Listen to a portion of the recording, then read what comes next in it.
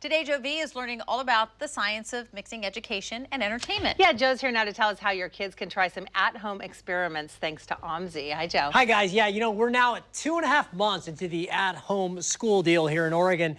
Every district and school has its own approach, of course. In my home, it's mostly meant online exercises and the occasional Zoom class. And let's face it, it's hard to replicate everything that kids learn in a classroom. So the creative minds at OMSI have offered some tools that add variety and even some fun to your at-home education. For more than 75 years, OMSI has been the place for hands-on science learning, a mission that continues today, even if the venue has temporarily changed. The core or the guiding principle of engaging people, getting curiosity flowing through science experiences is still there. John Farmer says when it became obvious that Oregon would shut down, OMSI was proactive in making sure that it could still offer a number of educational tools, and you can find them all free and online. That week before we all shut down, that a bunch of us, a bunch of the educators, the marketing team, we all came in and filmed a whole bunch of stuff together in the museum. Since then, though, we've had other educators film things. We have some folks who are at our Coastal Discovery Center down in Newport, Oregon. There's a lot of online stuff like Ask an Educator, for example. That's a little weekly thing we do on Instagram. Biodiversity is the variety of life in any habitat or ecosystem. And then there's the OMSI tradition of hands-on science learning. On their website, they have a series of experiments that families can try with items they find around the house. And you can have 20 minutes, 30 minutes, an hour of fun family science time. And I don't know how things are in your home, but to this dad, some extra intellectual stimulation sounds pretty good these days. Hey guys, guess what time it is? That's right, science time.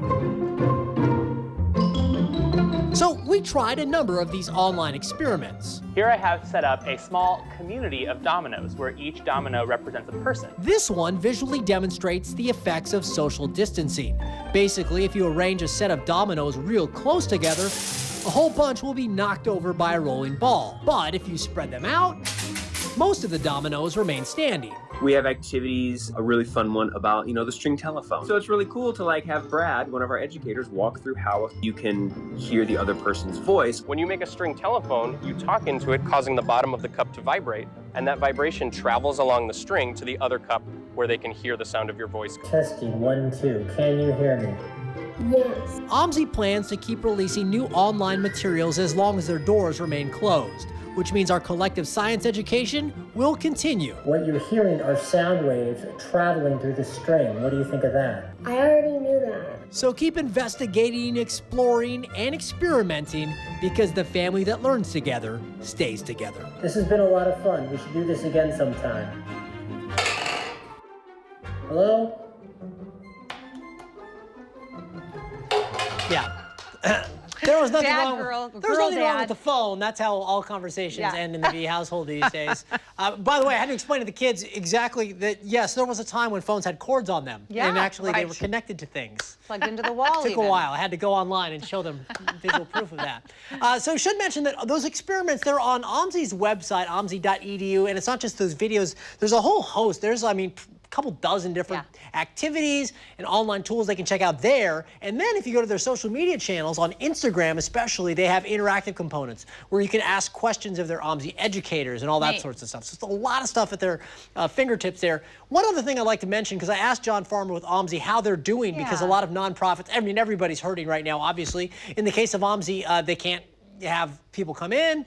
They don't have admission, so they don't have the funds that they might normally have. And he said one way, if you want to support what they're doing, their science education programs, and you want to get something in return, maybe consider purchasing, and you can do this online, a family membership to OMSI. So when they reopen, you'll be able to go in. Your admission is covered. You'll be able to get into their exhibits, but you're supporting them right now, and they could really use the help and helping educate our kids at home. Love so that. There you go.